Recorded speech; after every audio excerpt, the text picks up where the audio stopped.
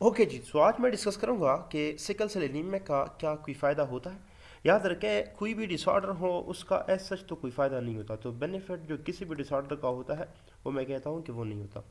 लेकिन sickle cell anaemia का क्या कोई फ़ायदा है? मैं कहता हूँ हाँ है। अगर मैं इसकी जीनोटाइप पे चला जाऊँ तो आपको पता है कि जब भी आपके पास क्या हो, दो रिसेसिव जीन्स आ जाए तो उनसे जो हेमोग्लोबिन बनेगा वो सही नहीं होगा, उनकी बीटा चेन्स में प्रॉब्लम होगा, जिसकी वजह से जो आरबीसी की शेप होगी वो क्या होगी? सिकल शेप होगी, ठीक है।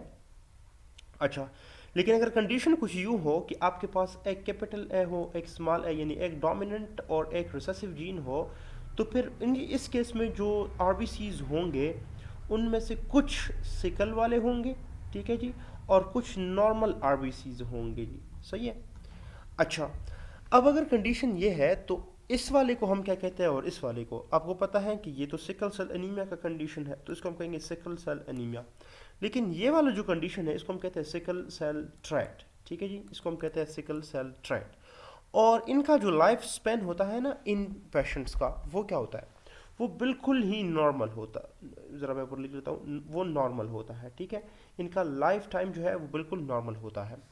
और इनका जो लाइफ टाइम होता है तो वो देखे वो बहुत ज़्यादा कम होता है, ठीक है। यानी कि ये सही से डिसऑर्डर है, sickle cell anaemia blood disorder है, तो इनका शॉर्ट लाइफ स्पैन होता है, ठीक है, शॉर्ट लाइफ स्पैन होता है। और इनका नॉर्मल होता है।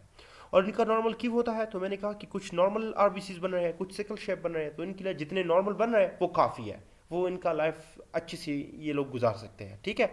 अच्छा, अभी हम आगे डिस्कस करते हैं कि अगर आपके पास सिकल सेल एनीमिया है, वो तो डिसऑर्डर है, उसको कोई फ़ायदा नहीं है, ठीक है। लेकिन सिकल सेल ट्रेट जो है, अगर मैं इसको SCT लिख लूँ तो इसका क्या फ़ायदा है? तो ये एक किस्म का एडाप्टेशन है मलेरिया के लिए।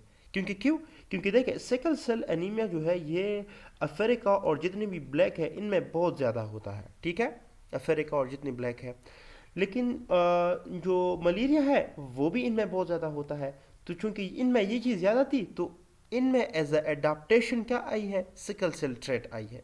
असल में सिकल सेल एनीमिया हम कह सकते हैं, लेकिन वो फिर बंदे की बदकिस्मती होती है कि उसको दो रिसेसिव जीन चले जाए तो उसका प्रॉब्लम है। किसी को एक रिसेसिव चला जाए और एक डोमिनेंट चला जाए तो वो ठीक है। क्यों ठीक है? देखें, मलेरिया का जो है, मैं ज़रा यहाँ पे लिख लेता हूँ कि मलेरिया का जो आपके पास जो काज करती है पैरासाइट, उसका नाम है प्लाज्मोडियम, ठीक है, इसका आपको पता है कि इसका नाम है प्लाज्मोडियम।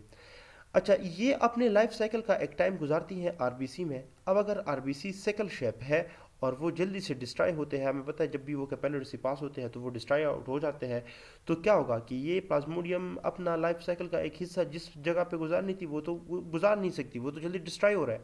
तो क्या ये ग्रो कर पाएगा? नहीं कर पाएगा। तो क्या मलेरिया काज होगा? नहीं होगा। सो पहला जो रीज़न था वो मैंने ये कहा कि सिकलिंग की वजह से प्लाज्मोडियम अपने जो लाइफ साइकिल का एक टाइम आरबीसी में गुजार रही थी, अब वो नहीं गुजार पा रही। दूसरा रीज़न देखें, मोर रिसेंट स्टडीज़ ये दिखाती हैं कि मलेरियल पैरासाइट जो होता है ना, ये जो प्लाज्मोडियम है, ठीक है, मैं इस सेकंड लिख लेता हूँ, तो वो क्या करता है कि वो एसिडिटी को क्या करती हैं? बढ़ाती हैं, यानी कि पीएच को कम कर जाती हैं। और जब भी पीएच कम हो तो ये बात याद रखिए क्या कि सिकलिंग होती है, ठीक है, सिकलिंग होती है जब भी पीएच क्या हो? कम हो। अब चूंकि ये पैरासाइट क्या करता है? ये पीएच को कम करता है, तो सिकलिंग होगी। तो सिकलिंग होगी तो वो जल्दी से डिस्ट्रॉय आउट हो जाएंगे। सो आपके पास जो प्लाज्मोडियम है वो ग्रो नहीं कर पाएगा। तो ये दूसरा है। एक और भी रीज़न है, और वो ये डियर स्टूडेंट्स के जो कंसंट्रेशन ऑफ पोटेशियम होता है के प्लस, ठीक है, वो क्या हो जाता है? वो लो हो जाती है सिकल सेल में। तो सिकल सेल में वो लो है, और ये एक अनफेवरेबल कंडीशन है, अनफेवरेबल कंडीशन है किस चीज़ के लिए? प्लाज्मोडियम के लिए। तो देखें, ये इस किस्म से हम कह सकते हैं कि सिकल सेल थ्रेट जो है ये एक एडाप्टेशन है। हम कह सकते हैं कि सिकल सेल थ्रेट या sickle cell anaemia is adaptation for what? For malaria, ठीक है। यहाँ से मैं ये लिखता हूँ कि फॉर मलेरिया। तो ये था आज का छोटा सा लेक्चर कि किस तरह होता है, किस तरह नहीं होता। तो इसमें कोई क्वेश्चन हो तो आप कमेंट सेक्शन में पूछ सकते हैं। सही हो गया?